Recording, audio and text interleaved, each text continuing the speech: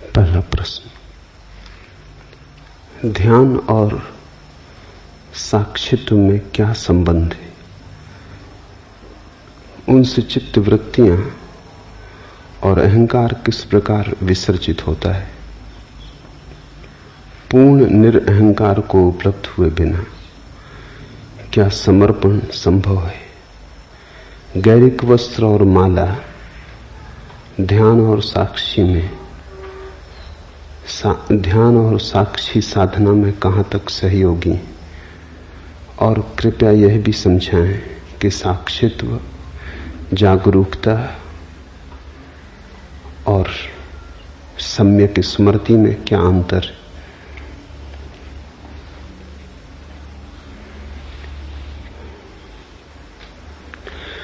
मनुष्य के जीवन को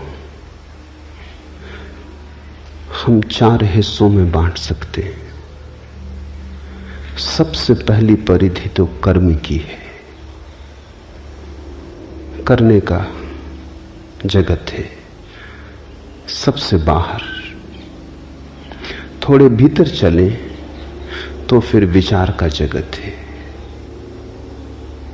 और थोड़े भीतर चलें तो फिर भाव का जगत है, भक्ति का, प्रेम का। और थोड़े भीतर चलें, केंद्र पर पहुंचे तो साक्षी का।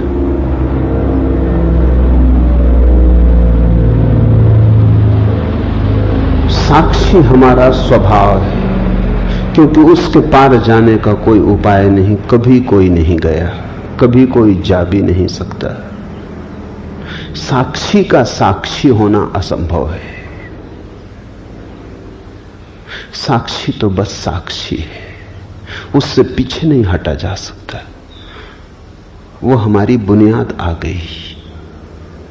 साक्षी की बुनियाद पर यह हमारा भवन है, भाव का, विचार का, कर्म का। इसलिए 3 योग हैं, कर्म योग, ज्ञान योग, भक्ति योग। वे तीनों ही ध्यान की पद्धतियां हैं। उन तीनों से ही साक्षी पर पहुंचने की चेष्टा होती। कर्म योग का अर्थ है कर्म धन ध्यान। सीधे कर्म से साक्षी पर जाने की जो चेष्टा है वही कर्म योग है।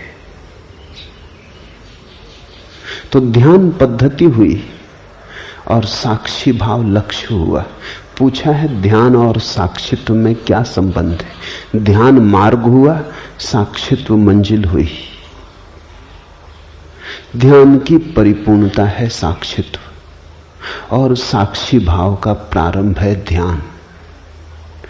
तो जो कर्म के ऊपर ध्यान को आरोपित करेगा, जो कर्म के जगत में ध्यान को जोड़ेगा, कर्म धन ध्यान, वो कर्म योगी।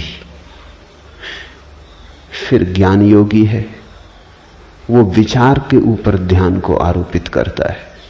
वो विचार के जगत में ध्यान को जोड़ता है। वो ध्यान पूर्वक विचार करने लगता है, एक नई प्रक्रिया जोड़ देता है कि जो भी करेगा होश पूर्वक करेगा। जब विचार धन ध्यान की स्थिति बनती है तो फिर साक्षी की तरफ यात्रा शुरू हुई। ध्यान है दिशा परिवर्तन। जिस चीज के साथ भी ध्यान जोड़ दोगे वही चीज साक्षी की तरफ ले जाने का वाहन बन जाएगी। फिर तीसरा मार्ग है भक्ति योग। भाव के साथ ध्यान का जोड़, भाव के साथ ज्ञान का, ध्यान का गठबंधन, भाव के साथ ध्यान की भांवर। तो भाव के साथ ध्यानपूर्ण हो जाओ। इन 3 मार्गों से व्यक्ति साक्षी की तरफ आ सकता है, लेकिन लाने वाली विधि ध्यान है। मौलिक बात ध्यान है। जैसे कोई वैद्य तुम्हें औषधि दे और कहे शहद में मिला के ले लेना, और तुम कहो शहद में लेता नहीं, मैं जैन धर्म का पालन करता हूं। तो वो कहे दूध में मिला के ले लेना, और तुम कहो दूध में ले नहीं सकता, क्योंकि दूध तो रक्त का ही हिस्सा है। मैं क्वेकर ईसाई हूं, मैं दूध नहीं पी सकता, दूध तो मांसाहार है। तो वैद्य कहे पानी में मिला के ले लेना, लेकिन औषधि एक ही है। मधु, दूध या जल, कोई फर्क नहीं पड़ता, वो तो सिर्फ औषधि को गटकने के उपाय है, गले से उतर जाए। औषधि अकेली ना उतरेगी। ध्यान औषधि है। 3 तरह के लोग हैं जगत में। कुछ लोग हैं जो बिना कर्म के जी नहीं सकते, उनके सारे जीवन का प्रवाह कर्मठता का है। खाली बैठाओ, बैठ ना सकेंगे, कुछ ना कुछ करेंगे। ऊर्जा है, बहती हुई ऊर्जा है, कुछ हर्ज नहीं। तो सदगुरु कहते हैं कि फिर तुम कर्म के साथ ही ध्यान की औषधि को गटक लो। चलो यही सही, तुमसे कर्म छोड़ते नहीं बनता, ध्यान तो जोड़ सकते हो कर्म में। तुम कहते हो कर्म छोड़ के तुम्हें क्षण भर नहीं बैठ सकता, बैठ में सकते ही नहीं। बैठना मेरे बस में नहीं, मेरा स्वभाव नहीं। मनोवैज्ञानिक जिनको एक्सट्रोवर्ट कहते हैं, बहिर्मुखी, सदा संलग्न है, कुछ ना कुछ काम चाहिए। जब तक थक के गिर ना जाएं, सो ना जाएं, तब तक कर्म को छोड़ना उन्हें संभव नहीं। कर्म उन्हें स्वाभाविक है। तो सदगुरु कहते हैं ठीक, कर्म पर ही सवारी कर लो, इसी का घोड़ा बना लो, इसी में मिला लो औषधि को और गटक जाओ। असली सवाल औषधि का है। तुम ध्यानपूर्वक कर्म करने लगो। जो भी करो मूर्छा में मत करो, होश पूर्वक करो। करते समय जागे रहो। फिर कुछ हैं जो कहते हैं कर्म का तो हम पर कोई प्रभाव नहीं, लेकिन विचार की बड़ी तरंगें उठती हैं। विचारक हैं, कर्म में उन्हें कोई रस नहीं, बाहर में उन्हें कोई उत्सुकता नहीं, मगर भीतर बड़े तरंगें उठती हैं, बड़ा कोलाहल है, और भीतर वो क्षण भर को निर्विचार नहीं हो पाते।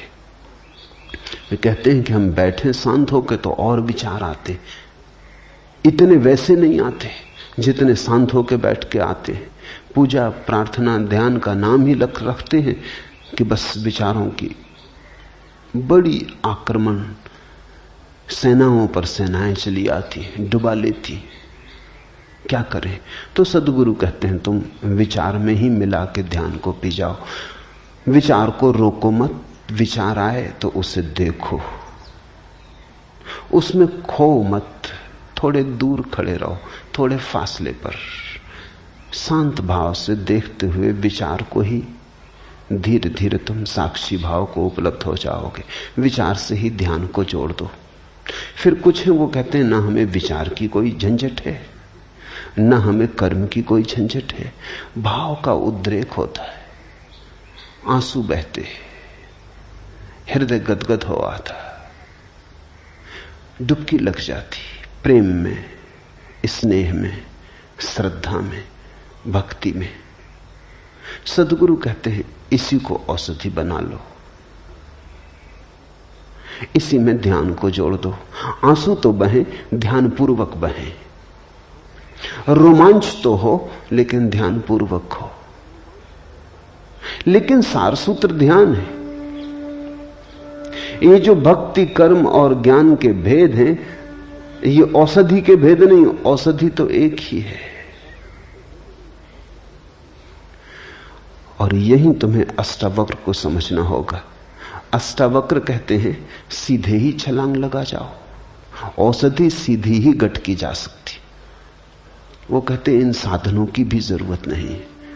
इसलिए अष्टावक्र न तो ज्ञान योगी हैं, न भक्ति योगी, न कर्म योगी।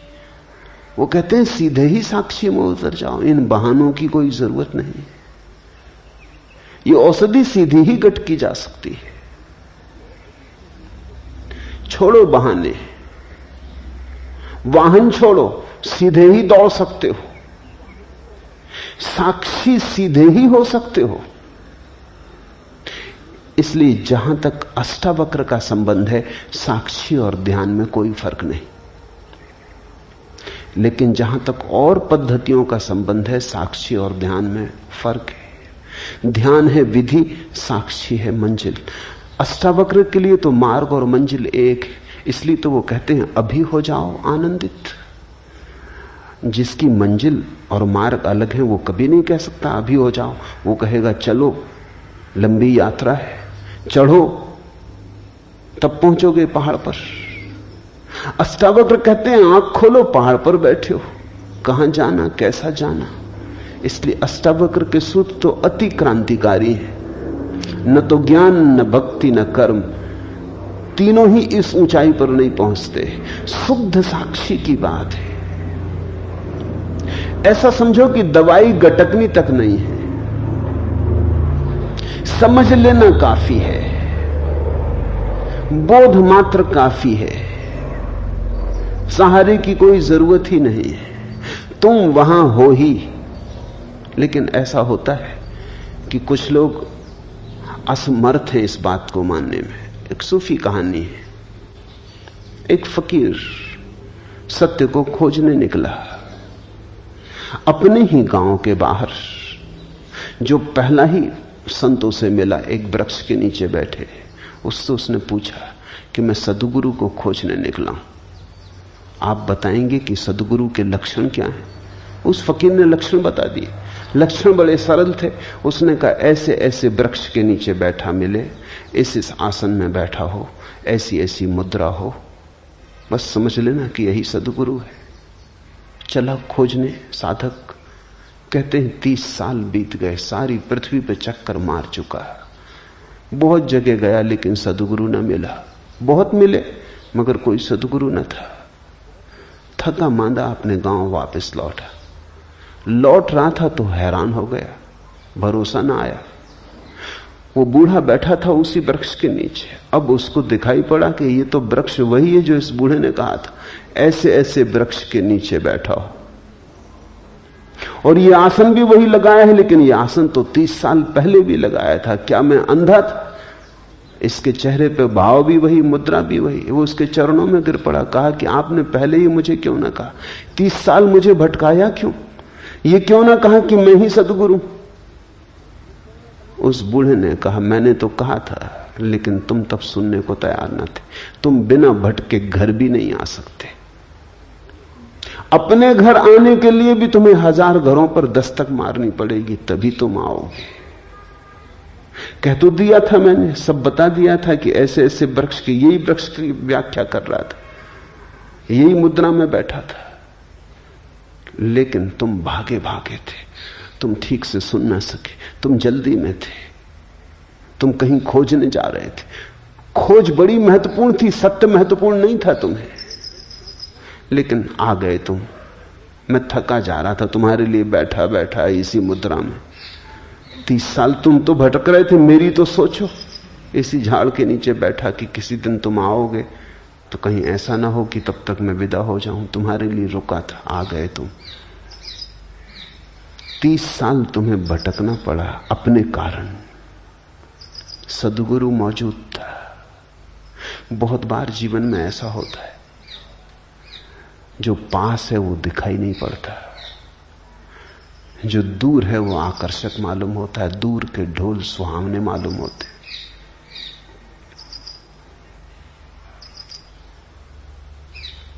दूर खींचते हैं सपने हमें। अष्टावक्र कहते हैं कि तुम ही हो वही जिसकी तुम खोज कर रहे हो, और अभी और यहीं तुम वही हो। कृष्णमूर्ति जो कह रहे हैं लोगों से, वो शुद्ध अष्टावक्र का संदेश है। न अष्टावक्र को किसी ने समझा, न कृष्णमूर्ति को कोई समझता है। और तथाकथित साधु सन्यासी तो बहुत नाराज होते, क्योंकि कृष्णमूर्ति कहते हैं ध्यान की कोई जरूरत नहीं। बिल्कुल ठीक कहते हैं। न भक्ति की कोई जरूरत, न कर्म की कोई जरूरत, न ज्ञान की कोई जरूरत। साधारण साधु संत बड़े विचलित हो जाते हैं कि कुछ भी जरूरत नहीं, भटका दोगे लोगों को। भटकाइए, साधु संत रहे।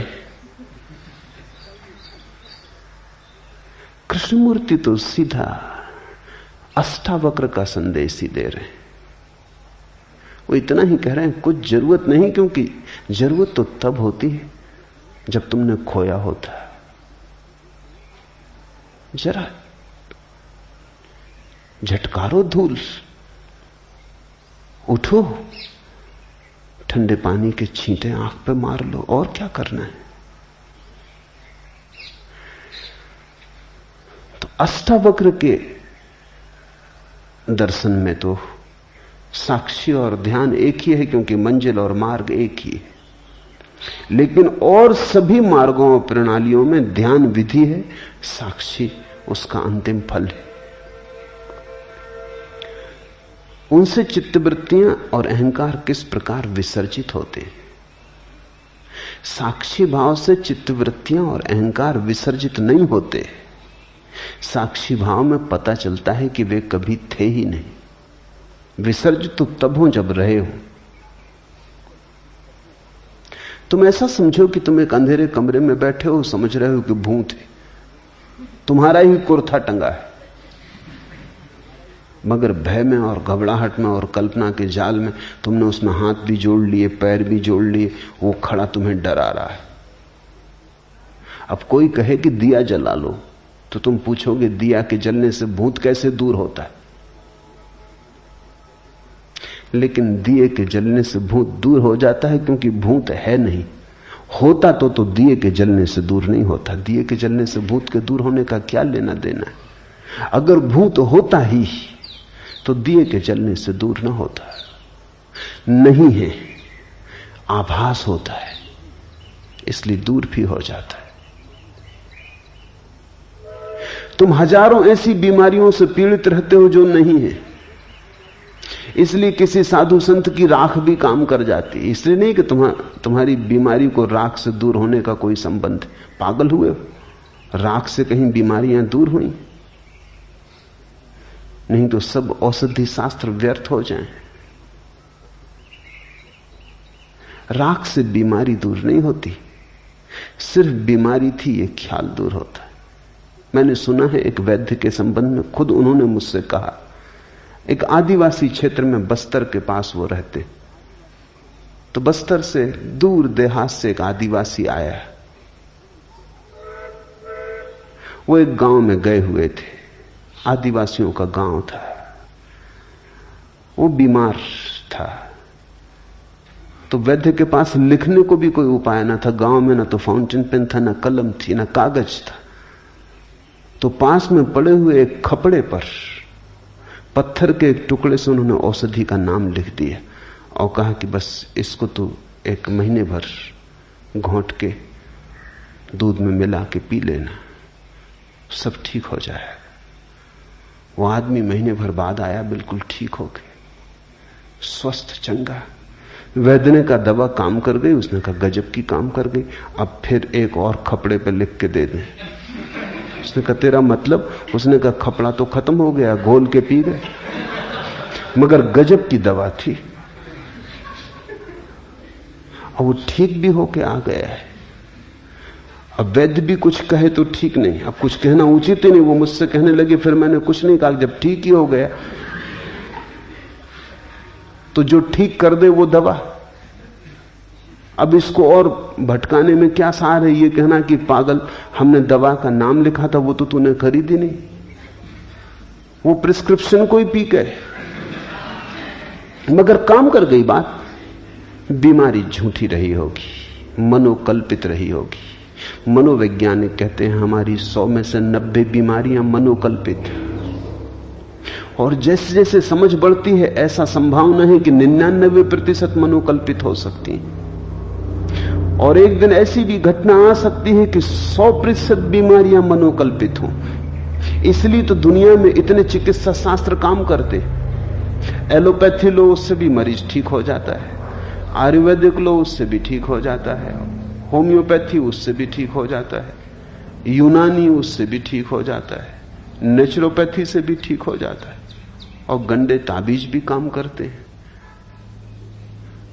आश्चर्यजनक है, अगर बीमारी वस्तुता है तो फिर बीमारी को दूर करने का एक विशिष्ट उपाय ही हो सकता है। सब उपाय काम नहीं करेंगे, बीमारी है नहीं। तुम्हें जिस पे भरोसा है, किसी को एलोपैथी पे भरोसा है, काम हो जाता है। बीमारी से ज्यादा डॉक्टर का नाम काम करता है। तुमने कभी ख्याल किया, जब भी तुम बड़े डॉक्टर को दिखा के लौटते हो जेब खाली करके, काफी फीस देके, आधे तो तुम वैसे ही ठीक हो जाते। अगर वही डॉक्टर मुफ्त प्रिस्क्रिप्शन लिख दे तो तुम्हें असर ना होगा। डॉक्टर की दवा कम काम करती है, चुकाई गई फीस ज्यादा काम करती। एक दफा ख्याल आ जाए कि डॉक्टर बहुत बड़ा, सबसे बड़ा डॉक्टर, बस काफी है। तुम पूछते हो अहंकार और चित्तवृत्तियां साक्षी भाव में कैसे विसर्जित होती हैं? विसर्जित नहीं होती हैं, होती तो विसर्जित होती हैं। साक्षी भाव में पता चलता है कि अरे पागल, नाहक भटकता था, अपने ही कल्पना के मृग जाल बिछाए, मृग तृष्णाएं बनाई, सब कल्पना थी। विसर्जित नहीं होती, साक्षी में जाग के पता चलता है थी ही नहीं। पूर्ण निरअहंकार को उपलब्ध हुए बिना क्या समर्पण संभव है? यह महत्वपूर्ण प्रश्न है। पूछने वाला कह रहा है पूर्ण निरअहंकार को उपलब्ध हुए बिना क्या समर्पण संभव है? लेकिन पूछने वाले का मन शायद अनजाने में चालाकी कर गया। निरअहंकार में तो पूर्ण जोड़ा है, समर्पण में पूर्ण नहीं जोड़ा। पूर्ण निरअहंकार के बिना पूर्ण समर्पण संभव नहीं है। जितना अहंकार छोड़ोगे उतना ही समर्पण संभव है। 50% अहंकार छोड़ोगे तो 50% समर्पण संभव। अहंकार का छोड़ना और समर्पण दो बातें थोड़ी हैं, एक ही बात को कहने के दो ढंग हैं। तो तुम कहो कि पूर्ण अहंकार को छोड़े बिना तो समर्पण संभव नहीं, पूर्ण समर्पण संभव नहीं, धोखा मत दे लेना अपने को। तो सोचो कि समर्पण की क्या जरूरत जब पूर्ण अहंकार छूटेगा, और वो तो कब छूटेगा, कैसे छूटेगा? जितना अहंकार छूटेगा उतना समर्पण संभव है। अब पूर्ण की प्रतीक्षा मत करो, जितना बने उतना करो। उतना कर लोगे तो और आगे कदम उठाने की सुविधा हो जाएगी। जैसे कोई आदमी अंधेरी रात में यात्रा पर जाता है, हाथ में उसके छोटी सी कंदील है, 4 कदम तक रोशनी पड़ती है। वो आदमी कहे कि इससे तो 10 मील की यात्रा कैसे हो सकती? 4 कदम तक रोशनी पड़ती, 10 मील तक अंधेरा है, भटक जाएंगे। तो हम उससे कहेंगे तुम घबराओ मत, 4 कदम चलो। जब तुम 4 कदम चल चुके होगे, रोशनी 4 कदम आगे बढ़ने लगेगी। कोई 10 मील तक रोशनी की थोड़ी जरूरत है, तब तुम चलोगे। 4 कदम काफी है। तो जितना अहंकार रत्ती भर छूटता है, रत्ती भर छोड़ो। रत्ती भर छोड़ने पर फिर रत्ती छोड़ने की संभावना आ जाएगी। 4 कदम चले, फिर 4 कदम तक रोशनी पड़ने लगी। ऐसी तरकीब खोज के मत बैठ जाना कि जब पूर्ण अहंकार छूटेगा तब समर्पण करेंगे, फिर तुम कभी ना करोगे। तुमने बड़ी कुशलता से बचाव कर लिया। उतना ही समर्पण होगा, यह बात सच है, जितना अहंकार छूटेगा। तो जितना छूटता हो उतना तो कर लो। जितना कमा सको समर्पण उतना तो कमा लो। शायद उसका स्वाद तुम्हें और तैयार कर दे, उसका आनंद अहोभाव तुम्हें और हिम्मत दे दे। हिम्मत स्वाद से आती है। कोई आदमी कहे कि जब तक हम पूरा तैरना न सीख लेंगे तब तक पानी में न उतरेंगे। ठीक कह रहा है, गणित की बात कह रहा है, तर्क की बात कह रहा है। ऐसे बिना सीखे पानी में उतर गए और खा गए डुबकी, ऐसी झंझट न करेंगे। पहले तैरना सीख लेंगे पूरा, फिर उतरेंगे। मगर पूरा सीखोगे कहां? गद्दी पर। पूरा तैरना सीखोगे कहां? पानी में तो उतरना ही पड़ेगा। मगर तुमसे कोई नहीं कह रहा है कि तुम सागर में उतर जाओ, किनारे पर उतरो, गले गले तक उतरो, जहां तक हिम्मत हो वहां तक उतरो, वहां तैरना सीखो। धीरे धीरे हिम्मत बढ़ेगी, 2-2 हाथ आगे बढ़ोगे, सागर की पूरी गहराई भी फिर तैरी जा सकती। तैरना आ जाए एक बार, और तैरना आने के लिए उतरना तो पड़ेगा ही। किनारे पर ही उतरो। मैं नहीं कह रहा हूं कि तुम सीधे किसी पहाड़ से हो किसी गहरी नदी में छलांग लगा लो। किनारे पर ही उतरो। जल के साथ थोड़ी दोस्ती बनाओ, जल को जरा पहचानो, हाथ पैर तड़फड़ाओ। तैरना है क्या? कुशलता पूर्वक हाथ पैर तड़फड़ाना। तड़फड़ाना सभी को आता है। किसी आदमी को जो कभी नहीं तैरा उसे भी पानी में फेंक दो तो वो भी तड़फड़ाता है। उसमें और तैरने वाले में फर्क थोड़ी सी कुशलता का है, क्रिया का कोई फर्क नहीं है। हाथ पैर वो भी फेंक रहा है, लेकिन उसका पानी पे भरोसा नहीं है, अपने पे भरोसा नहीं है। वो डर रहा है कि कहीं डूब ना जाऊं। वो डर ही उसे डुबा देगा। जल ने थोड़ी किसी को कभी डुबाया है। तुमने देखा मुर्दे ऊपर तैर जाते, मुर्दे पानी पे तैरने लगते। पूछो मुर्दों से तुम्हें क्या तरकीब आती? जिंदा थे डूब गए, मुर्दा होकर तैर रहे हो। मुर्दा डरता नहीं, अब नदी कैसे डुबाए। पानी का स्वभाव डुबाना नहीं है, पानी उठाता है। इसलिए तो पानी में वजन कम हो जाता है। तुम पानी में अपने से वजनी आदमी को उठा ले सकते हो, बड़ी चट्टान उठा ले सकते हो पानी में। पानी में चीजों का वजन कम हो जाता है। जैसे जमीन का गुरुत्वाकर्षण है, जमीन नीचे खींचती, पानी ऊपर उछालता है। पानी का उछालना स्वभाव है।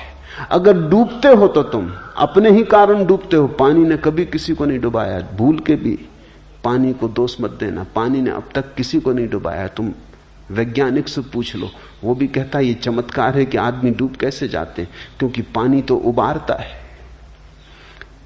तुम्हारी घबराहट में डूब जाते हो, चीख पुकार मचा देते हो, मुंह खोल देते हो, पानी पी जाते हो, भीतर वजन हो जाता है, डुबकी खा जाते हो। मरते तुम अपने कारण हो।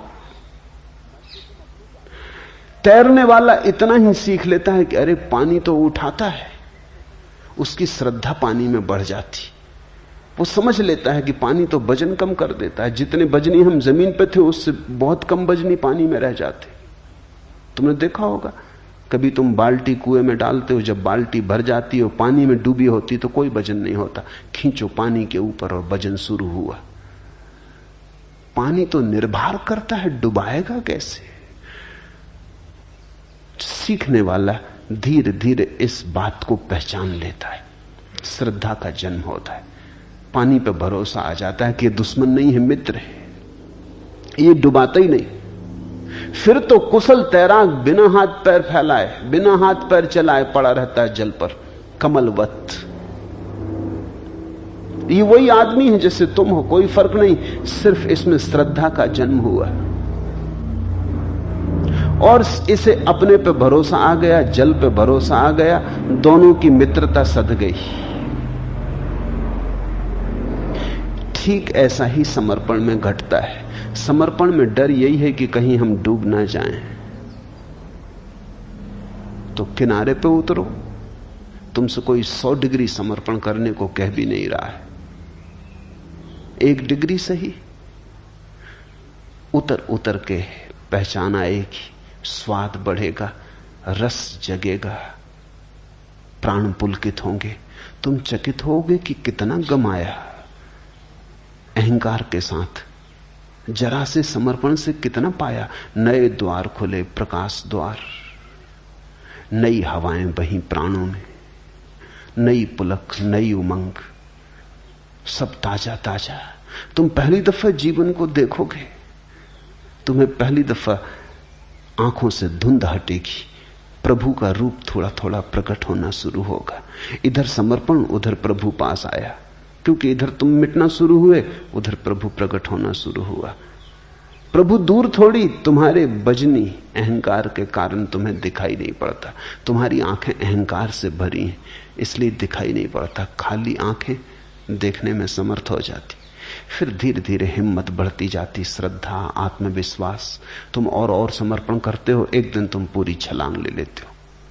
एक दिन तुम कहते हो अब बस बहुत हो गया। अपने को बचाने में ही अपने को गमाया अब तक। एक दिन समझ में आ जाती बात, अब डुबा देंगे और डुबा के बचा लेंगे। धन है वे जो डूबने को राजी, क्योंकि उनको फिर कोई डुबा नहीं सकता। अभागे हैं वे जो बच रहे हैं, क्योंकि वे डूबे ही हुए हैं। उनकी नाव आज नहीं कल टकरा के डूब जाएगी। फिर अहंकार और समर्पण की बात में एक बात और ख्याल कर लेनी जरूरी है। मन बड़ा चालाक है, वो तरकीबें खोजता है। मन कहता है तो पहला कौन, अहंकार का छोड़ना पहले कि समर्पण पहले? पहले समर्पण करें तो अहंकार छूटेगा कि अहंकार छोड़ें तो समर्पण होगा? तुम इस तरह की बातें, बाजार जाते हो अंडा खरीदने, तब तुम नहीं पूछते कि पहले कौन, अंडा की मुर्गी। अगर तुम ये पूछो तो तुम अंडा खरीद के कभी घर ना आ सकोगे। तुम बस खरीद के चले आते हो, पूछते नहीं कि पहले कौन। पहले पक्का तो कर ले कि अंडा पहले कि मुर्गी पहले। अंडा या मुर्गी, बहुत लोगों ने विवाद किए। अंडा मुर्गी का प्रश्न बड़ा प्राचीन है। पहले कौन आता है, बड़ा कठिन है उत्तर खोज पाना। क्योंकि जैसे ही तुम कहो अंडा पहले आता, कठिनाई शुरू हो जाती, क्योंकि अंडा आया होगा मुर्गी से, तो मुर्गी पहले आ गई। जैसे कहो मुर्गी आती पहले, वैसी मुश्किल फिर खड़ी हो जाती, क्योंकि मुर्गी आएगी कैसे बिना अंडे के? ये तो एक वर्तुलाकार चक्कर है। प्रश्न भूल भरा है। प्रश्न भूल भरा इसलिए है कि मुर्गा और अंडे दो नहीं है। मुर्गा और अंडा एक ही चीज की दो अवस्थाएं। आगे पीछे रखने में, दो कर लेने में तुम प्रश्न को उठा रहे हो। मुर्गी अंडे का एक रूप है, पूरा प्रकट रूप। अंडा मुर्गी का एक रूप है, अप्रकट रूप, जैसे बीज और वृक्ष। ऐसा ही निरअहंकार और समर्पण है। कौन पहले, इस विवाद में पड़ के समय मत गंवाना। अगर मुर्गी ले आए तो अंडा भी ले आए, अगर अंडा ले आए तो मुर्गी भी ले आए। एक आ गया तो दूसरा आ ही गया। कहीं से भी शुरू करो। अगर अहंकार छोड़ सकते हो, अहंकार छोड़ने से शुरू करो। अगर अहंकार नहीं छोड़ सकते तो समर्पण करने से शुरू करो। समर्पण किया तो अहंकार छूटा, पूर्ण छूटा, ऐसा मैं कह नहीं रहा हूं। जितना समर्पण किया उतना छूटा। अगर समर्पण करना मुश्किल मालूम पड़ता है तो अहंकार छोड़ो। जितना छूटेगा अहंकार उतना समर्पण हो जाएगा। दुनिया में दो तरह के धर्म हैं, एक है निरअहंकारिता के धर्म और एक है समर्पण के धर्म। एक है मुर्गी पर जोर देने वाले धर्म, एक है अंडे पर जोर देने वाले धर्म। दोनों सही हैं, क्योंकि एक आ गया तो दूसरा अपने आप आ जाता है। जैसे महावीर का धर्म है जैन धर्म, बुद्ध का धर्म है बौद्ध धर्म, उनमें समर्पण के लिए कोई जगह नहीं। सिर्फ अहंकार छोड़ो। समर्पण करोगे कहां? कोई परमात्मा नहीं है जिसके सामने समर्पण हो सके। महावीर कहते हैं अशरण, शरण जाने की कोई जगह ही नहीं। किसकी शरण जाओगे? अशरण में हो जाओ, लेकिन अहंकार छोड़ो। हिंदू हैं, मुसलमान हैं, ईसाई हैं, वे धर्म समर्पण के धर्म है। वे अहंकार छोड़ने की उतनी बात नहीं कहते। वे कहते हैं परमात्मा पे समर्पण करो। कोई चरण खोज लो, कोई चरण जहां तुम अपने सिर को झुका सको। अहंकार अपने से चला जाएगा। दोनों सही है, क्योंकि दोनों घटनाएं एक ही सिक्के के दो पहलू हैं। तुम सिक्के का सीधा हिस्सा घर ले आओ कि उल्टा हिस्सा घर ले आओ, इससे क्या फर्क पड़ता है? सिक्का घर आ जाएगा। दोनों ही एक सिक्के के पहलू हैं, पर कहीं से शुरू करना पड़ेगा। बैठ के सिर्फ गणित मत बिठाते रहना। गैरिक वस्त्र और माला ध्यान और साक्षी साधना में कहां तक सहयोगी है? चाहो तो हर चीज सहयोगी है। चाहो तो छोटी छोटी चीजों से रास्ता बना ले सकते हो। कहते हैं राम ने जब पुल बनाया लंका को जोड़ने को, जब सागर सेतु बनाया, तो गिलहरियां छोटी छोटी रेत के कण और कंकड़ ले आईं। उनका भी हाथ हुआ, उन्होंने भी सेतु को बनने में सहायता दी। बड़े बड़ी चट्टाने वाले लाने वाले लोग भी थे, छोटी छोटी गिलहरियां भी थीं, जो उनसे बन सका उन्होंने किया। कपड़े के बदल लेने से बहुत आशा मत करना, क्योंकि कपड़े के बदल लेने से अगर सब बदलता होता तो बात बड़ी आसान हो जाती। माला के गले में डाल लेने से ही मत समझ लेना कि बहुत कुछ हो जाएगा, क्रांति घट जाएगी। इतनी सस्ती क्रांति नहीं है। लेकिन इससे यह भी मत सोच लेना कि यह गिलहरी का उपाय, इससे क्या होगा। राम ने गिलहरियों को भी धन्यवाद दिया। ये छोटे छोटे उपाय भी कारगर हैं। कारगर इस तरह है, अचानक तुम अपने गांव वापस जाओगे गैरिक वस्त्रों में, सारा गांव चौंक के तुम्हें देखेगा। तुम उस गांव में फिर ठीक उसी तरह से न बैठ पाओगे जिस तरह पहले बैठते थे। तुम उस गांव में उसी तरह से छिप न जाओगे जैसे पहले छिप जाते थे।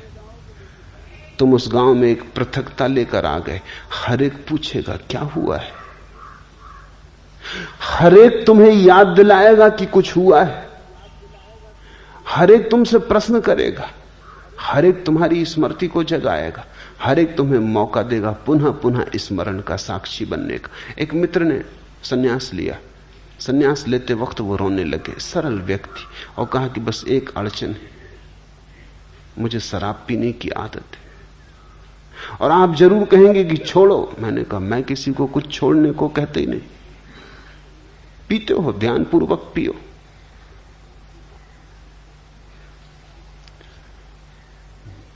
उन्होंने कहा क्या मतलब, सन्यासी होके भी मैं शराब पीऊं? तुम्हारी मर्जी, सन्यास मैंने दे दिया, अब तुम समझो। वो कोई महीने भर बाद आए, कहने लगे आपने चालबाजी की। शराब घर में खड़ा था, एक आदमी आके मेरे पैर पड़ लिया, कहा स्वामी जी कहां से आए? मैं भागा वहां से। मैंने कहा कि ये स्वामी जी और शराब घर में। वो आदमी कहने लगा आपने चालबाजी की। अब शराब घर की तरफ जाने में डरता हूं कि कोई पैर वगैरह छू ले या कोई नमस्कार वगैरह कर ले। आज 15 दिन से नहीं गया हूं। एक स्मृति बनी, एक याददाश्त जगी।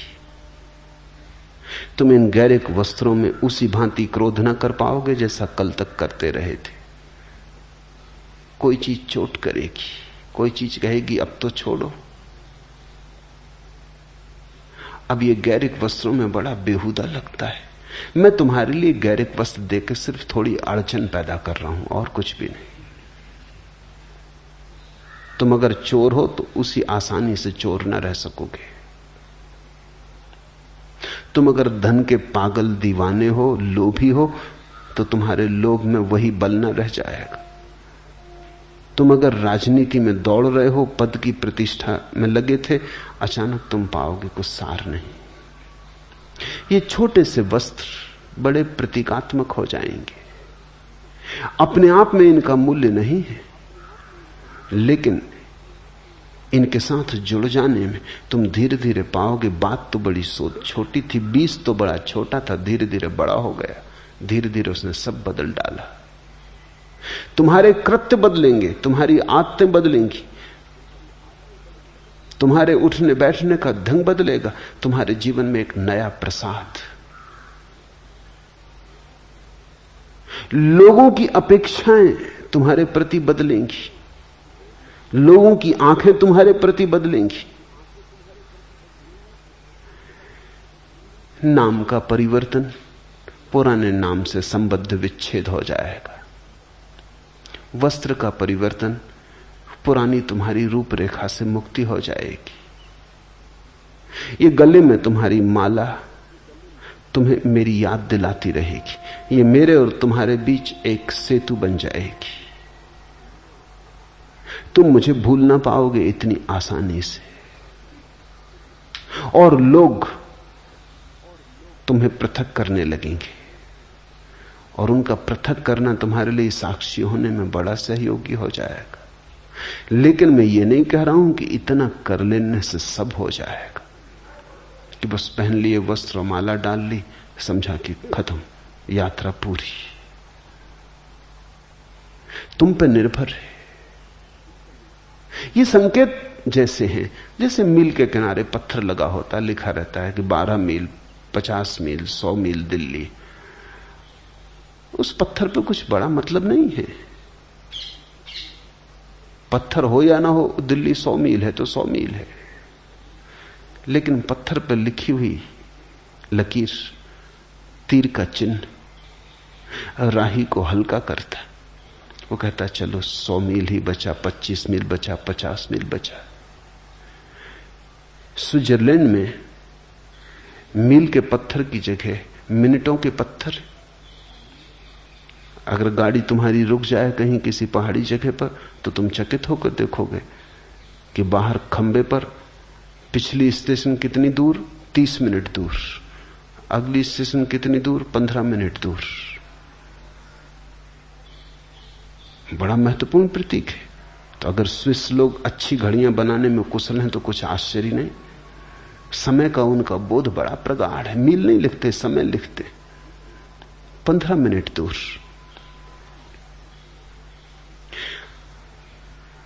खबर मिलती है कि समय का बोध प्रगाढ़ है इस जाति का।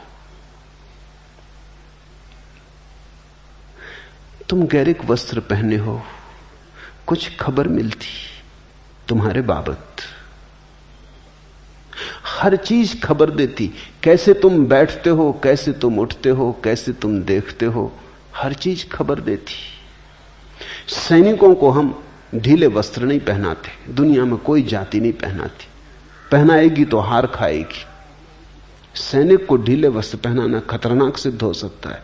सैनिक को हम चुस्त वस्त्र पहनाते, इतने चुस्त वस्त्र जिनमें वो हमेशा अड़चन अनुभव करता है और इच्छा होती कि कब इनके बाहर कूद के निकल जाए।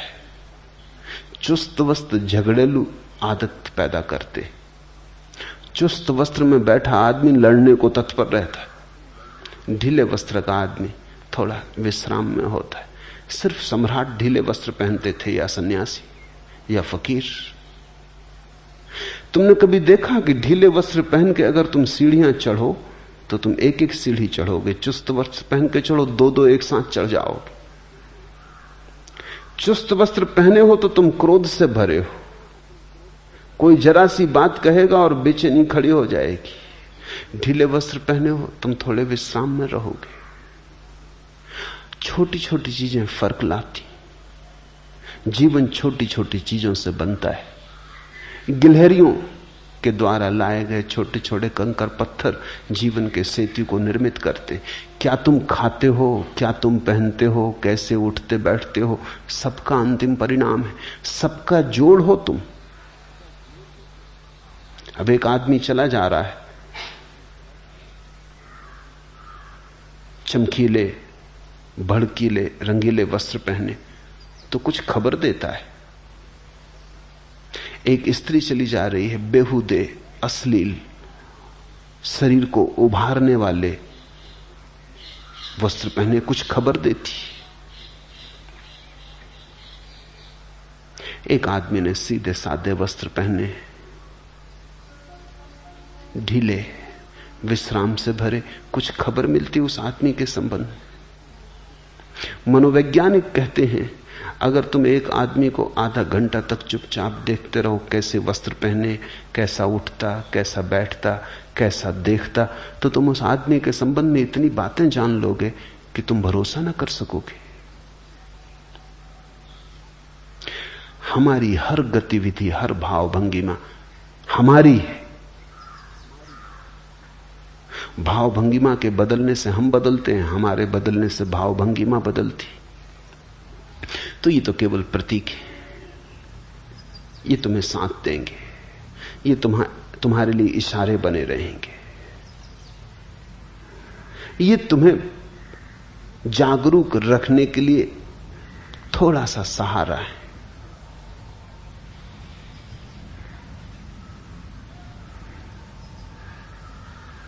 और कृपया यह भी समझाएं कि साक्षित्व, जागरूकता और सम्यक स्मृति में क्या अंतर है।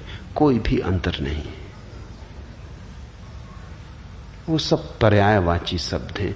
अलग अलग परंपराओं ने उनका उपयोग किया है। जागरूकता कृष्णमूर्ति उपयोग करते हैं, सम्यक स्मृति, माइंडफुलनेस बुद्ध ने उपयोग किया है, साक्षित्व अष्टावक्र ने, उपनिषदों ने, गीता ने उपयोग किया है। सिर्फ भेद अलग अलग परंपराओं का है, लेकिन उनके पीछे जिसकी तरफ इशारा है वो एक ही है। दूसरा प्रश्न, आपके महागीता पर हुए पहले प्रवचन के समय अनेक लोग आंसू बहा के रो रहे थे, उसका क्या मतलब है?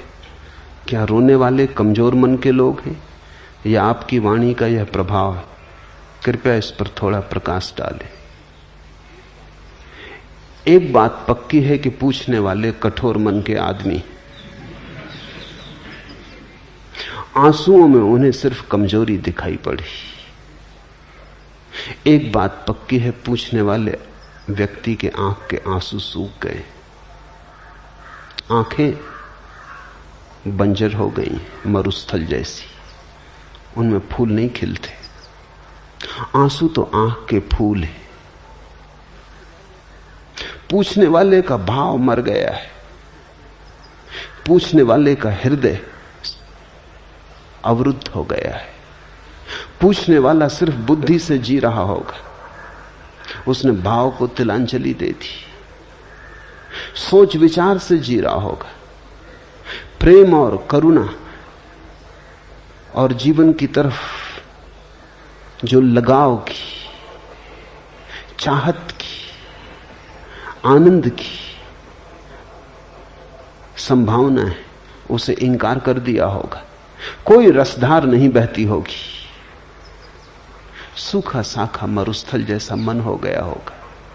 इसलिए पहली बात यह ख्याल में आई कि जो लोग रोते हैं कमजोर मन के होंगे। किसने कहा तुम्हें कि रोना कमजोरी का लक्षण? मीरा खूब रोई, चैतन्य की आंखों से झरझर आंसू बहे। नहीं, कमजोरी के लक्षण नहीं, भाव के लक्षण, भाव की शक्ति के लक्षण। और ध्यान रखना, भाव विचार से गहरी बात है। मैंने कहा पहले कर्म की रेखा, फिर विचार की रेखा, फिर भाव की रेखा, फिर साक्षी का केंद्र। भाव साक्षी के निकटतम है, भक्ति भगवान के निकटतम है, कर्म बहुत दूर है, वहां से यात्रा बड़ी लंबी है। विचार भी काफी दूर है, वहां से भी यात्रा काफी लंबी है। भक्ति बिल्कुल पास है। ख्याल रखना, आंसू जरूरी रूप से दुख के कारण नहीं होते। हालांकि लोग एक ही तरह के आंसुओं से परिचित हैं जो दुख के होते। करुणा में भी आंसू बहते, आनंद में भी आंसू बहते, अहोभाव में भी आंसू बहते हैं, कृतज्ञता में भी आंसू बहते हैं। आंसू तो सिर्फ प्रतीक हैं कि कोई ऐसी घटना भीतर घट रही है जिसको संभालना मुश्किल है। दुख या सुख, कोई ऐसी घटना भीतर घट रही है जो इतनी ज्यादा है कि ऊपर से बहने लगी। फिर वो दुख हो, इतना ज्यादा दुख हो कि भीतर संभालना मुश्किल हो जाए तो आंसुओं से बहेगा। आंसू निकास है। या आनंद घना हो जाए तो आनंद भी आंसुओं से बहेगा। आंसू निकास है। आंसू जरूरी रूप से दुख या सुख से जुड़े नहीं है, अतिरेक से जुड़े हैं। जिस चीज का भी अतिरेक हो जाएगा आंसू उसी को लेकर बहने लगेंगे। तो जो रोए उनके भीतर कुछ अतिरेक हुआ होगा, उनके हृदय पे कोई चोट पड़ी होगी, उन्होंने कोई मरमर सुना होगा अज्ञात का। दूर अज्ञात की किरण ने उनके हृदय को स्पर्श किया होगा। उनके अंधेरे में कुछ उतरा होगा, कोई तीर उनके हृदय को पीड़ा और आह्लाद से भर गया। रोक ना पाए वो अपने आंसू।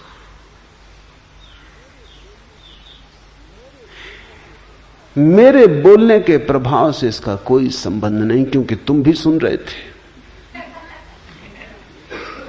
अगर मेरे बोलने का ही प्रभाव होता तो तुम भी रोए होते, सभी रोए होते। नहीं, मेरे बोलने से ज्यादा सुनने वाले की हार्दिकता का संबंध है। जो रो सकते थे वो रोए, और रोना बड़ी शक्ति है। एक बहुत अनूठी दिशा को मनुष्य जाति ने खो दिया, विशेषकर मनुष्यों ने खो दिया, पुरुषों ने। स्त्रियों ने थोड़ा बचा रखा है। स्त्रियां धन्यभागी। मनुष्य की आंख में पुरुष हो कि स्त्री एक सी ही आंसुओं की ग्रंथियां हैं।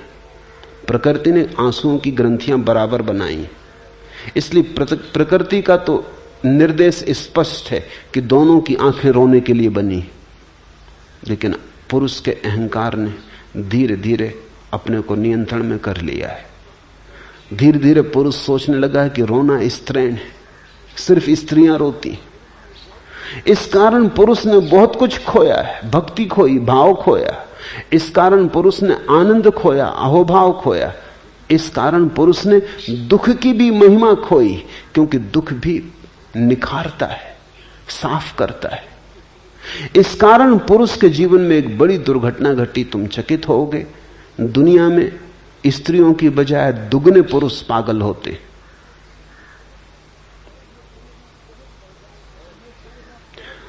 और यह संख्या बहुत बढ़ जाए अगर युद्ध बंद हो जाए, क्योंकि युद्ध में पुरुषों का पागलपन काफी निकल जाता है, बड़ी मात्रा में निकल जाता है।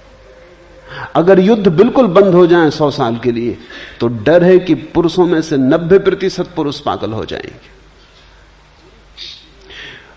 पुरुष स्त्रियों से ज्यादा आत्मघात करते हैं 2 गुना। आमतौर से तुम्हारी धारणा और होगी, तुम सोचते हो कि स्त्रियां ज्यादा आत्मघात करती, बातें करती हैं स्त्रियां, करती नहीं आत्मघात। ऐसा गोली वगैरह खा के लेट जाती हैं, मगर गोली भी हिसाब से खाती हैं। तो स्त्रियां प्रयास ज्यादा करती हैं आत्मघात का, लेकिन सफल नहीं होती। उस प्रयास में भी हिसाब होता। वस्तुतः स्त्रियां आत्मघात करना नहीं चाहती। आत्मघात तो उनका केवल निवेदन है, शिकायत का। वो ये कह रही कि ऐसा जीवन जीने योग्य नहीं, कुछ और जीवन चाहिए था। वो तो सिर्फ तुम्हें खबर दे रही हैं कि तुम इतने वज्र हृदय हो गए हो कि जब तक हम मरने को तैयार ना हो शायद तुम हमारी तरफ ध्यान ही ना दोगे। वो सिर्फ तुम्हारा ध्यान आकर्षित कर रही। ये बड़ी अशोभन बात है कि ध्यान आकर्षित करने के लिए मरने का उपाय करना पड़ता है। आदमी जरूर खूब कठोर हो गया होगा, पथरीला हो गया होगा। स्त्रियां मरना नहीं चाहती, जीना चाहती। जीने के मार्ग पर जब इतनी अड़चन पाती, कोई सुनने वाला नहीं, कोई ध्यान देने वाला नहीं, तब सिर्फ तुम ध्यान दे सको इसलिए मरने का उपाय करती। लेकिन पुरुष जब आत्महत्या करते हैं तो सफल हो जाते। पुरुष पागलपन में आत्महत्या करते। ज्यादा पुरुष मानसिक रूप से रुग्ण होते हैं। कारण क्या होगा? बहुत कारण है, मगर एक कारण उनमें आंसू भी है। मनोवैज्ञानिक कहते हैं पुरुषों को फिर से रोना सीखना होगा। ये बल नहीं है जिसको तुम बल कह रहे हो, ये बड़ी कठोरता है। बल इतना कठोर नहीं होता, बल तो कोमल का है। तुमने देखा पहाड़ से झरना गिरता है, जल प्रपात गिरता है, कोमल जल। चट्टानें बड़ी सख्त, चट्टानें जरूर सोचती होंगी हम मजबूत हैं, ये जलधार कमजोर है, लेकिन अंततः जलधार जीत जाती, चट्टान रेत होकर बह जाती। परमात्मा कोमल के साथ है, निर्बल के बलराम। एक फूल खिला है, पास में पड़ी है एक चट्टान, चट्टान जरूर दिखती है मजबूत, फूल कमजोर। लेकिन तुमने कभी फूल की शक्ति देखी, जीवन की शक्ति? कौन चट्टान को सिर झुकाता है? तुम पत्थर को लेकर तो भगवान के चरणों में चढ़ाने नहीं जाते। तुम चट्टान सोच के कि बड़ी मजबूत है, चलो अपनी प्रेसी को भेंट कर दें, ऐसा तो नहीं करते। फूल तोड़ के ले जाते हो। फूल का बल है, फूल की गरिमा है, उसकी कोमलता उसका बल है, उसका खिलाव उसका बल है, उसका संगीत, उसकी सुगंध उसका बल है, उसकी निर्बलता में उसका बल है। सुबह खिला है, सांझ मुरझा जाएगा, यही उसका बल है। लेकिन खिला है, चट्टान कभी नहीं खिलती, बस है। चट्टान मुर्दा है, फूल जीवंत है, मरेगा क्योंकि जिया है। चट्टान कभी नहीं मरती क्योंकि मरी ही है। कोमल बनो, आंसुओं को फिर से पुकारो, तुम्हारी आंखों को गीत और कविता से भरने दो, अन्यथा तुम वंचित रहोगे बहुत सी बातों से। फिर तुम्हारा परमात्मा भी एक तर्क जाल रहेगा, हृदय की अनुभूति नहीं, एक सिद्धांत मात्र रहेगा, एक सत्य का स्वाद और सत्य की प्रतीति नहीं। जो आंसू बहाकर रोए वे सौभाग्यशाली, वे बलशाली। उन्होंने फिक्र ना की कि तुम क्या कहोगे। उनको भी फिक्र तो लगती है कि लोग क्या कहेंगे।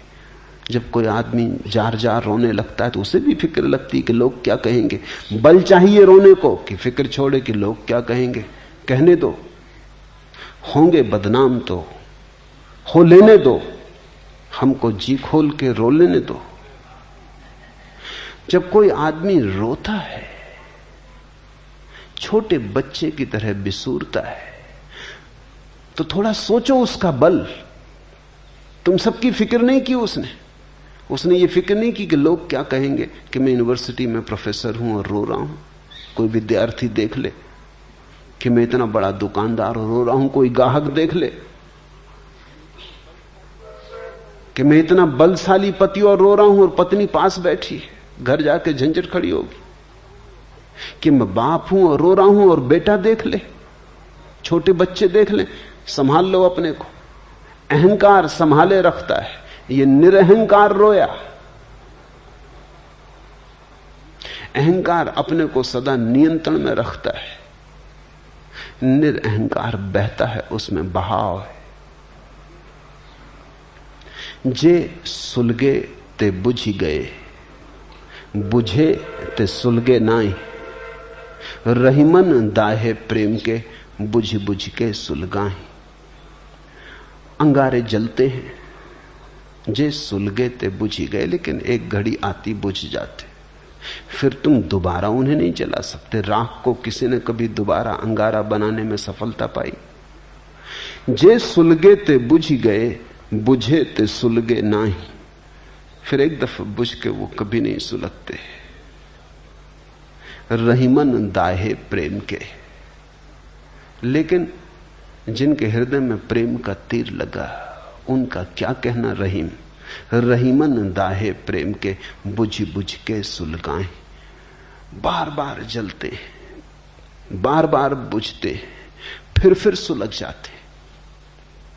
प्रेम की अग्नि शाश्वत है, सनातन है। जिन्होंने मुझे प्रेम से सुना वो रो पाएंगे, जिन्होंने मुझे सिर्फ बुद्धि से सुना वो कुछ निष्कर्ष ज्ञान लेके जाएंगे, वो राख लेके जाएंगे, प्रेम का अंगारा नहीं। वो ऐसी राख लेके जाएंगे जो फिर कभी नहीं सुलगेगी, याद रखना। वो बुझ गई, वो तो मैंने तुमसे जब कही तभी बुझ गई। अगर तुमने बुद्धि में ली तो राख, अगर तुमने हृदय में ली तो अंगारा। इसलिए प्रेम का अंगारा जिनके भीतर पैदा हो जाएगा वो तो फिर जलेगा, फिर बुझेगा, फिर जलेगा। वो तो तुम्हें खूब तड़फाएगा, वो तो तुम्हें निखारेगा, वो तो तुम्हारे जीवन में सारा रूपांतरण ले आएगा। दिल खोल के अगर तुम रो सके तो अंगारा हृदय में पहुंच गया इसकी खबर थी। अगर न रो सके तो बुद्धि तक पहुंचा। थोड़ी राख इकट्ठी हो जाएगी, तुम थोड़े जानकार हो जाओगे, तुम दूसरों को समझाने में थोड़े कुशल हो जाओगे, वाद विवाद तर्क करने में तुम थोड़े निपुण हो जाओगे। बाकी मूल बात चूक गई। जहां से अंगारा ला सकते थे वहां से सिर्फ राख लेके लौट आए। फिर तुम उस राख को चाहे विभूति कहो, कुछ फर्क नहीं पड़ता। राख राख है।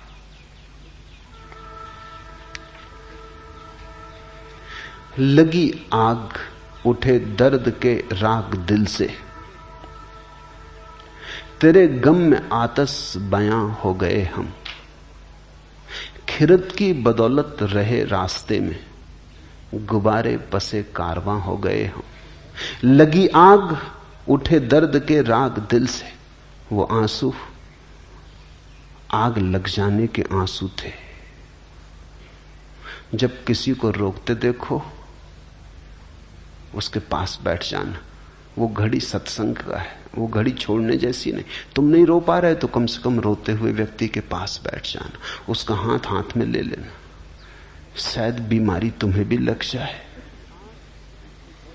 लगी आग उठे दर्द के राग दिल से, आग लग जाए। ये गैरिक वस्त्र आग के प्रतीक है, ये प्रेम की आग के प्रतीक है। तेरे गम में आतस बयां हो गए हम। और जब तुम्हारे भीतर हृदय में पीड़ा उठेगी, विरह का भाव उठेगा,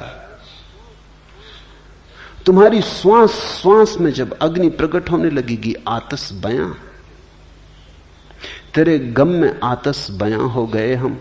खिरत की बदौलत रहे रास्ते में, बुद्धि की बदौलत तो रास्ते में भटकते रहे। खिरत की बदौलत रहे रास्ते में, गुब्बारे पसे कारवां हो गए हम। और बुद्धि के कारण धीरे धीरे हमारी हालत ऐसी हो गई जैसे कारवां गुजरता है, उसके पीछे धूल उड़ती रहती। हम धूल हो गए। धूल के अतिरिक्त बुद्धि के हाथ में कभी कुछ लगा नहीं है। खिरत की बदौलत रहे रास्ते में, गुब्बारे पसे कारवां हो गए हम। जो दिल अपना रोशन हुआ कृष्ण मोहन, हदें मिट गई बेकरां हो गए हम। जो दिल अपना रोशन हुआ कृष्ण मोहन, वो अगर प्रेम में पड़ जाए चोट, हृदय पे लग जाए चोट, खिल जाए वहां आग का अंगारा। जो दिल अपना रोशन हुआ कृष्ण मोहन, हदें मिट गई बेकरां हो गए हम। उस घड़ी फिर सीमाएं टूट जाती, असीम हो जाते। आंसू असीम की तरफ तुम्हारा पहला कदम है। आंसू इस बात की खबर है कि तुम पिघले, तुम्हारी सख्त सीमाएं थोड़ी पिघली, तुम थोड़े नरम हुए, तुम थोड़े गर्म हुए, तुमने ठंडी बुद्धि थोड़ी छोड़ी, थोड़ी आग जली, थोड़ा ताप पैदा हुआ। ये आंसू ठंडे नहीं हैं, ये आंसू बड़े गर्म हैं। और ये आंसू तुम्हारे पिघलने की खबर लाते हैं। जैसे बर्फ पिघलती है, ऐसे जब तुम्हारी भीतर की अस्मिता पिघलने लगती तो आंसू बहते हैं। कतीले हवस थे तो आतस नफस थे, मोहब्बत हुई बेजुबां हो गए हम। जब बुद्धि से भरे थे, वासनाओं से भरे थे, विचारों से भरे थे तो लाख बातें की। जवान बड़ी तेज थी। कतीले हवस थे तो आतस नफस थे, मोहब्बत हुई बेजुबान हो गए हम। वे आंसू बेजुबान अवस्था की सूचनाएं। जब कुछ ऐसी घटना घटती है कि कहने का उपाय नहीं रह जाता तो न रो तो क्या करो। जब जवान कहने में असमर्थ हो जाए तो आंखें आंसुओं से कहती। जब बुद्धि कहने में असमर्थ हो जाए तो कोई नाच के कहता है। मीरा नाची, कुछ ऐसा हुआ कि कहने को शब्द न मिले। पद घुंघरू बांध मीरा नाची रे, रोई, जार जार रोई। कुछ ऐसा हो गया कि शब्दों में कहना संभव न रहा। शब्द बड़े संकीर्ण मालूम हुए। आंसू ही कह सकते थे, आंसुओं से ही कहा। नहीं, इस तरह के भाव मन में मत लेना कि वो लोग कमजोर हैं, वे लोग शक्तिशाली हैं। उनकी शक्ति कोमलता की है, उनकी शक्ति संघर्ष की और हिंसा की नहीं है, उनकी शक्ति हार्दिकता की है। क्योंकि अगर तुमने सोचा कि ये लोग कमजोर हैं तो फिर तुम कभी भी ना रोओगे। इसलिए तुमसे बार बार जोर दे के कह रहा हूं, उनको कमजोर मत समझना, उनसे ईर्ष्या करो। बार बार सोचो कि क्या हुआ कि मैं नहीं रो पा रहा हूं।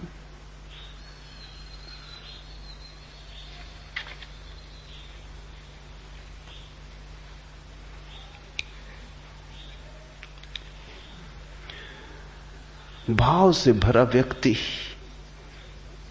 स्वयं के केंद्र के सर्वाधिक निकट है, और जितना ही भाव से भरा व्यक्ति स्वयं के निकट होता है उतनी ही ज्यादा पीड़ा को अनुभव करता है। तुम जितने घर से ज्यादा दूर हो उतने ही घर को भूलने की सुगमता है। जैसे जैसे घर करीब आने लगता है वैसे वैसे घर की याद भी आने लगती। तुम परमात्मा को भूल के बैठे हो। परमात्मा शब्द तुम्हारे कानों में पड़ता है लेकिन कोई हलचल नहीं होती। सुन लेते हो, एक शब्द मात्र है। परमात्मा शब्द मात्र नहीं है,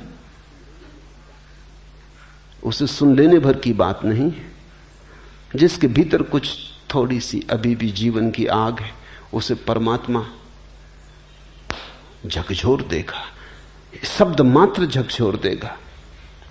चाहते हो अगर मुझे दिल से, फिर भला किस लिए रुलाते हो।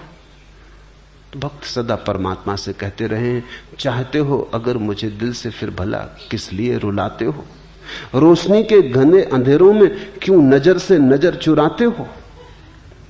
पास आए न पास आकर भी पास मुझको नहीं बुलाते हो। किस लिए आसपास रहते हो, किस लिए आसपास आते हो। अगर तुमने मुझे ठीक से सुना तो तुम्हें परमात्मा बहुत बार बहुत पास मालूम पड़ेगा। किस लिए आसपास रहते हो, किस लिए आसपास आते हो। पास आए न पास आकर भी पास मुझको नहीं बुलाते हो। चाहते हो अगर मुझे दिल से, फिर भला किस लिए रुलाते हो। रोशनी के घने अंधेरों में क्यों नजर से नजर चुराते हो। जो व्यक्ति भाव में उतर रहा है वो बिल्कुल इतने करीब है परमात्मा के कि परमात्मा की आंच उसे अनुभव होने लगती, नजर में नजर पड़ने लगती, सीमाएं एक दूसरे को ऊपर उतरने लगती, एक दूसरे की सीमा में अतिक्रमण होने लगता है। यहां जो कहा जा रहा है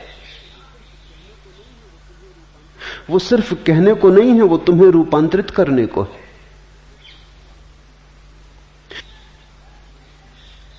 वो तुम्हें संपूर्ण रूप से जड़ मूल से बदल देने की बात है।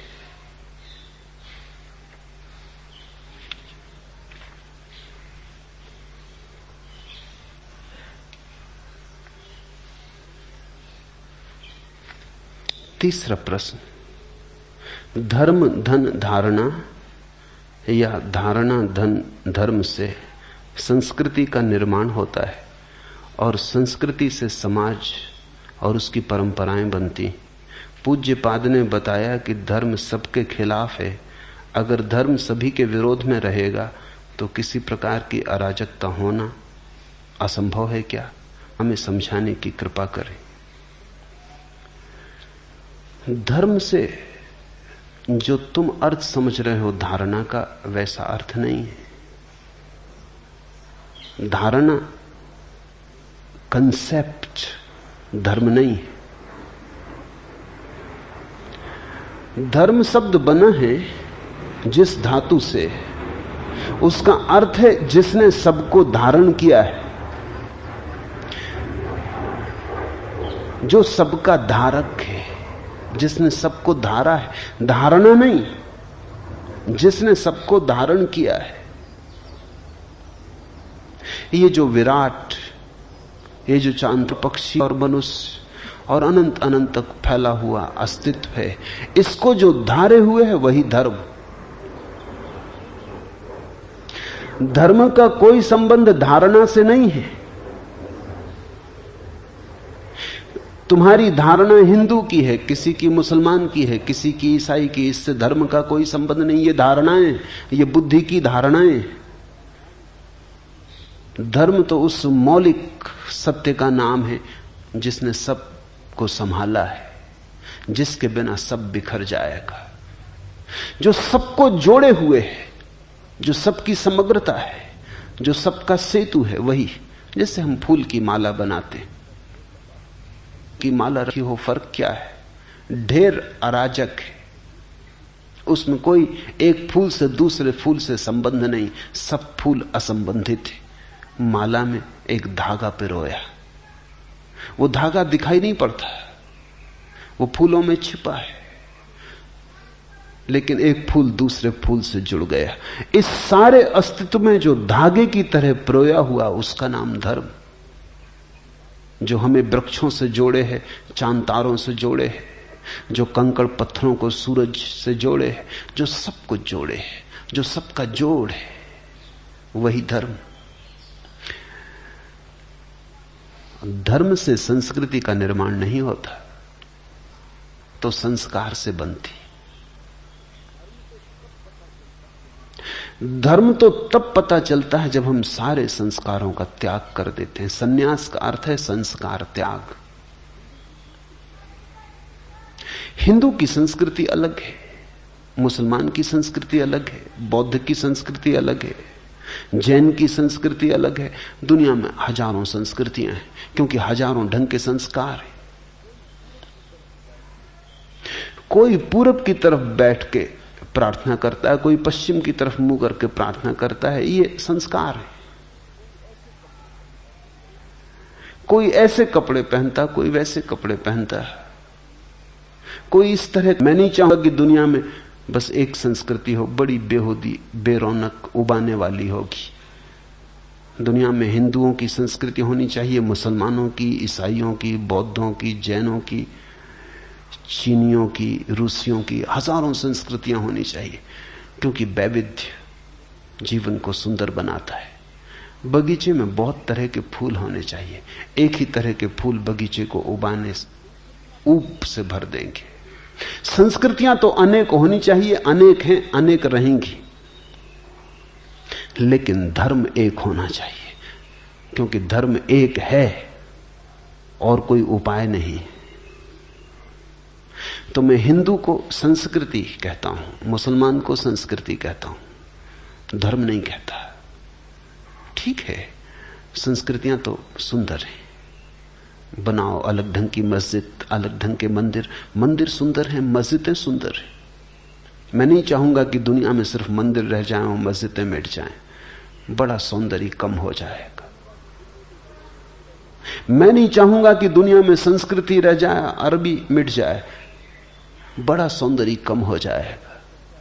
मैं नहीं चाहूंगा दुनिया में सिर्फ कुरान रह जाए, वेद मिट जाए, गीता उपनिषद मिट जाए, दुनिया बड़ी गरीब हो जाएगी। कुरान सुंदर है, साहित्य की अनूठी कृति है, काव्य की बड़ी गहन कुछ लेना नहीं। वेद प्रिय है, अनूठे उद्घोष है, पृथ्वी की आकांक्षाएं हैं आकाश को छू लेने की। उपनिषद अति मधुर है, उनसे ज्यादा मधुर वक्तव्य कभी भी नहीं दिए गए। वे नहीं खोने चाहिए, वे सब रहने चाहिए, पर संस्कृति की तरह। धर्म तो एक है, धर्म तो वो है जिसने हम सबको धारण किया, हिंदू को भी, मुसलमान को भी, ईसाई को भी। धर्म तो वो है जिसने पशुओं को, मनुष्यों को, पौधों को, सबको धारण किया। जो पौधों में हरे धार की तरह बह रहा है, जो मनुष्यों में रक्त की धार की तरह बह रहा है, जो तुम्हारे भीतर श्वास की तरह चल रहा है, जो तुम्हारे संस्कृति का पर्याय मत समझना। धर्म से संस्कृति का कोई लेना देना नहीं। इसलिए तो रूस की संस्कृति हो सकती, वहां कोई धर्म नहीं। चीन की संस्कृति है, वहां अब कोई धर्म नहीं। नास्तिक की संस्कृति हो सकती है, आस्तिक की हो सकती है। धर्म से संस्कृति का कोई लेना देना नहीं। धर्म तो तुम्हारे रहने सहने से कुछ वास्ता नहीं रखता। धर्म तो तुम्हारे होने से वास्ता रखता है। धर्म तो तुम्हारा शुद्ध स्वरूप है, स्वभाव है। संस्कृति तो तुम्हारे बाहर के आवरण, आचरण, व्यवहार, इन सब चीजों से संबंध रखती। कैसे उठना, कैसे बोलना, क्या कहना, कोई परंपरा नहीं बनती। धर्म परंपरा नहीं, धर्म तो सनातन शाश्वत सत्य है। परंपराएं तो आदमी बनाता है, धर्म तो है। परंपराएं आदमी से निर्मित है, आदमी के द्वारा बनाई गई। धर्म आदमी से पूर्व है, धर्म के द्वारा आदमी बनाया गया है। इस फर्क को ख्याल में ले लेना। इसलिए परंपरा को भूल के भी धर्म मत समझना। और धार्मिक व्यक्ति कभी पारंपरिक नहीं होता, ट्रेडिशनल नहीं होता। इसलिए तो जीसस को सूली देनी पड़ी, मंसूर को मार डालना पड़ा, सुकरात को जहर देना पड़ा, क्योंकि धार्मिक व्यक्ति कभी भी परंपरागत नहीं होता। सनातन शाश्वत का कोई उद्घोष करता है तो परंपरा से बंधे लीक लकीर के फकीर बहुत घबरा जाते, उनको बहुत बेचैनी होने लगती। वो कहते हैं इससे तो अराजकता हो जाएगी। अराजकता अभी है। जिसको तुम कहते हो व्यवस्था, अराजकता, वो क्या खाक व्यवस्था है। सारा जीवन कलह से भरा है, सारा जीवन न मालूम कितने अपराधों से भरा है, और सारा जीवन दुख से भरा है। फिर भी तुम घबराते हो अराजकता हो जाएगी। तुम्हारे जीवन में क्या है सिवाय नरक के? कौन सी बांसुरी बजती है तुम्हारे जीवन में? राख ही राख का ढेर है, फिर भी कहते हो अराजकता हो जाएगी। धार्मिक व्यक्ति विद्रोही तो होता है, अराजक नहीं। इसे समझना। धार्मिक व्यक्ति ही वस्तुतः राजक व्यक्ति होता है, क्योंकि उसने संबंध जोड़ लिया अनंत से, उसने जीवन के परम मूल से संबंध जोड़ लिया। अराजक तो कैसे होगा? हां, तुमसे संबंध तो टूट गया, तुम्हारी ढांचे व्यवस्था से वो थोड़ा बाहर हो गया। उसने परम से नाता जोड़ लिया, उसने उधार से नाता तोड़ दिया, उसने नगद से नाता जोड़ लिया, उसने बासे से नाता तोड़ दिया। कृति और सत्ता तो प्लास्टिक के फूलों जैसी है। धार्मिक व्यक्ति का जीवन वास्तविक फूलों जैसा है। प्लास्टिक के फूल फूल जैसे दिखाई पड़ते हैं, वस्तुतः फूल नहीं मालूम होते, बस दूर से दिखाई पड़ते। धोखा है।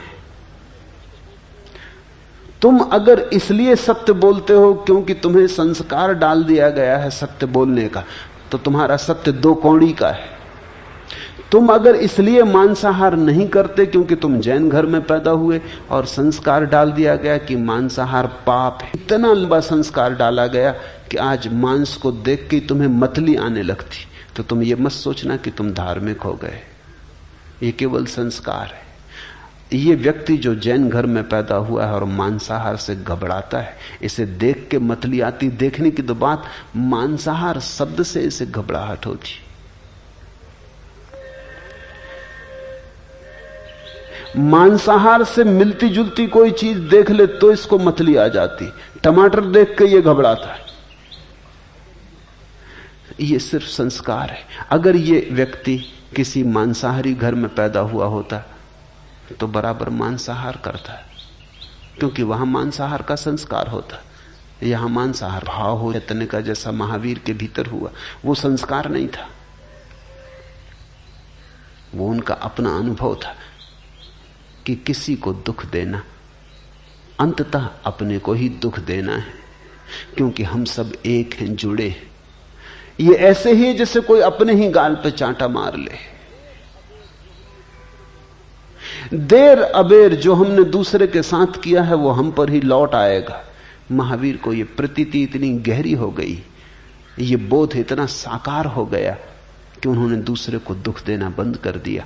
मांसाहार छूटा इसलिए नहीं कि बचपन से उन्हें सिखाया गया कि मांसाहार पाप है, मांसाहार छूटा उनके साक्षी भाव में, ये करने लगा। चारों तरफ मांसाहार देखता है, पहले घबराता है, पहले नाक भौं से कौड़ता है, फिर धीरे धीरे अभ्यस्त होता चला जाता है। फिर उसी टेबल पर दूसरों को मांसाहार करते करते धीरे धीरे इसकी नाक, इसके नासारंध्र मांस की गंध से राजी होने लगते। फिर दूसरी संस्कृति का प्रभाव, वहां हर एक व्यक्ति का कहना कि बिना मांसाहार के कमजोर हो जाओगे। देखो ओलंपिक में तुम्हारी क्या गति होती बिना मांसाहार के, एक स्वर्ण पदक भी नहीं ला पाते। स्वर्ण पदक तो दूर, तांबे का पदक भी नहीं मिलता है। तुम अपनी हालत तो देखो, 1000 साल तक गुलाम रहे, बल क्या है तुम में? तुम्हारी औसत उम्र कितनी है? कितनी हजारों बीमारियां तुम्हें पकड़े हुए।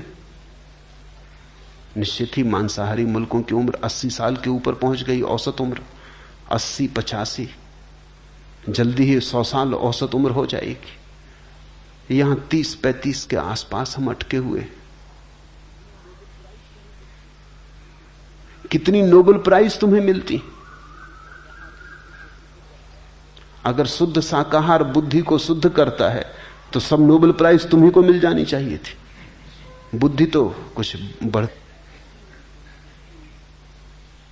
एक आध जैन को नोबेल प्राइज मिली। क्या मामला क्या है? तुम 2000 साल से शाकाहारी हो, 2000 साल में तुम्हारी बुद्धि अभी तक शुद्ध नहीं हो पाई। तो मांसाहारी के पास दलीलें हैं, वो कहता तुम्हारी बुद्धि कमजोर हो जाती, क्योंकि ठीक ठीक प्रोटीन, ठीक ठीक विटामिन, ठीक ठीक शक्ति तुम्हें नहीं मिलती, तुम्हारी देह कमजोर हो जाती, तुम्हारी उम्र कम हो जाती, तुम्हारा बल कम हो जाता है। अमेरिका में तुम रोज देखते हो, खबरें सुनते हो अखबार में कि किसी 90 साल के आदमी ने शादी की, तुम हैरान होते हो। तुम कहते हो ये मामला क्या पागलपन का है? लेकिन 90 साल, तो जैसे कोई जाके पश्चिम की संस्कृति में रहता है, वहां ये सब दलीलें सुनता है और प्रमाण देखता है और उनकी विराट संस्कृति का वैभव देखता है, धीरे धीरे भूल जाता है। महावीर को अगर पश्चिम जाना पड़ता तो वो मांसाहार नहीं करते, वो फूल स्वाभाविक था। वो कहते ठीक 2-4-10 साल कम जिएंगे, इससे हर्ज क्या, ज्यादा जीने का फायदा क्या है? ज्यादा जी के तुम करोगे क्या? और थोड़े जानवरों को खा जाओगे, और क्या करोगे? महावीर से अगर किसी ने कहा होता तो वो कहते जरा लौट के तो देखो, अगर तुम 100 साल जिए और तुमने जितने जानवर, पशु, पक्षी खाए उनकी जरा तुम कतार रख के तो, हड्डियों के ढेर तुमने लगा दिए अपने चारों तरफ। एक आदमी जिंदगी में जितना मांसाहार करता है, हजारों लाखों पशु पक्षियों का ढेर लग जाएगा। अगर जरा तुम सोचो कि इतने प्राण तुमने मिटाए, किस लिए? सिर्फ जीने के लिए। और जीना किस लिए? और पशुओं को मिटाने के लिए। अगर महावीर से कोई ये कहेगा कि तुम निर्बल हो जाते, तो वो कहता बल का हम करेंगे क्या? किसी की हिंसा करनी, किसी को मारना है, कोई युद्ध लड़ना है। अगर महावीर को कोई कहता कि देखो तुम 1000 साल गुलाम रहे, तो महावीर कहते हैं 2 स्थितियां हैं, या तो मालिक बनो किसी के या गुलाम। महावीर कहेंगे मालिक बनने से गुलाम बन, चोर बनने से चोरी का शिकार बन जाना बेहतर। अगर महावीर को कोई कहता कि देखो तुम्हें नोबेल प्राइज नहीं मिलते, वो कहते नोबेल प्राइज का करेंगे क्या, ये खेल खिलौने हैं बच्चों को खेलने कूदने के लिए अच्छे, इनका करेंगे क्या। हम कुछ और ही पुरस्कार पाने चले, वो पुरस्कार सिर्फ परमात्मा से मिलता है और किसी से भी नहीं मिलता। वो पुरस्कार साक्षी के आनंद का है, वो सच्चिदानंद का है। नोबेल प्राइज तुम अपनी संभालो, तुम बच्चों को दो, खेलने दो, ये खिलौने हैं।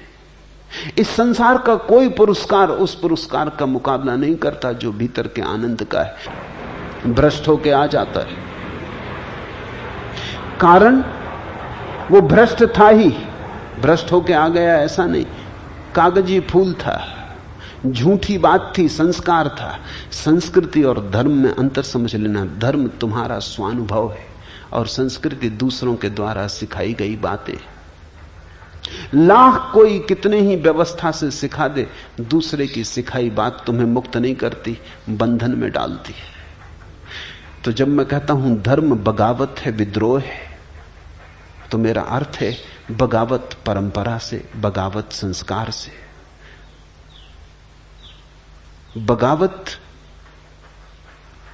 आध्यात्मिक का अनुसंधान दूसरे ढंग का है, वो भीतर से बाहर की तरफ आता है, वो किसी के द्वारा आरोपित नहीं है, वो स्वस्फूर्त है। वो ऐसा है जैसा झरना फूटता है भीतर की ऊर्जा से, वो ऐसा है जैसे नदी बहती है जल की ऊर्जा से, कोई धक्के नहीं दे रहा है।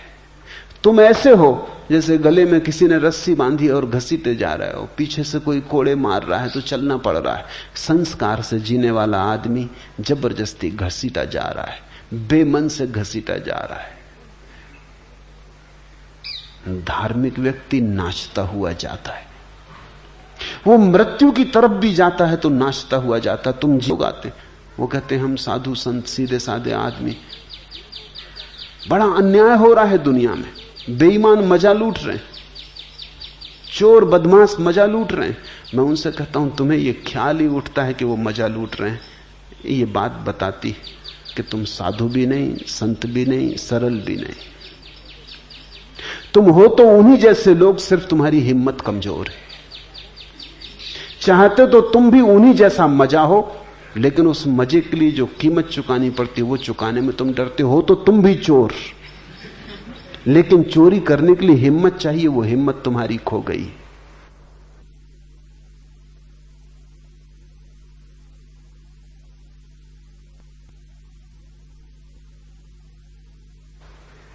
चाहते तो तुम भी हो कि बेईमानी करके धन का अंबार लगा लें, लेकिन बेईमानी करने में कहीं फंस ना जाएं, पकड़े ना जाएं, इसलिए तुम रुके हो। अगर तुम्हें पक्का आश्वासन दे दिया जाए कि कोई तुम्हें पकड़ेगा नहीं, कोई तुम्हें पकड़ने वाला नहीं है, कोई पकड़ने का डर नहीं, तुम तत्क्षण चोर हो जाओगे। धार्मिक व्यक्ति तो दया खाता है उन पर जो बेईमानी कर रहे हैं, क्योंकि वो कहता है ये बेचारे कैसे परम आनंद से वंचित हो रहे हैं, जो हमें मिल रहा है वो इन्हें नहीं मिल रहा। धार्मिक व्यक्ति ईर्ष्या नहीं करता अधार्मिक से, दया खाता है, मन ही मन में रोता है कि इन विचारों को, सिर्फ क्योंकि उसके पास कुछ विराटतर है, और उसी विराट के कारण उसके जीवन में एक अनुशासन होता है। उस अनुशासन के ऊपर कोई अनुशासन नहीं है। धार्मिक व्यक्ति विद्रोही है, लेकिन अनुशासनहीन नहीं। उसका अनुशासन आत्मिक है, आंतरिक है, आत्मानुशासन है उसका अनुशासन।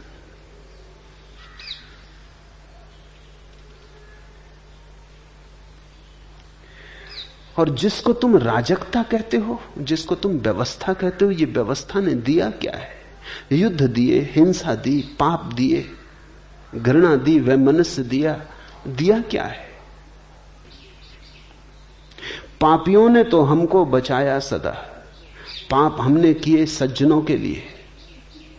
प्रश्न जब भी मिले सब मुखौटे लगा, उम्र हमको मिली उलझनों के लिए।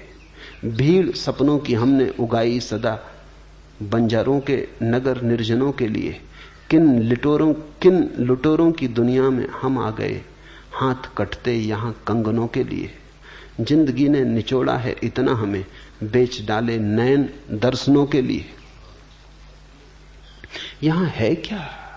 आंखें तक बिक गई इस आशा में कि कभी दर्शन होंगे। आत्मा तक बिक गई है इस आशा में कि कभी परमात्मा मिलेगा। ऐसा है जन, कोई किसी का मित्र नहीं, सब शत्रु ही शत्रु मालूम होते।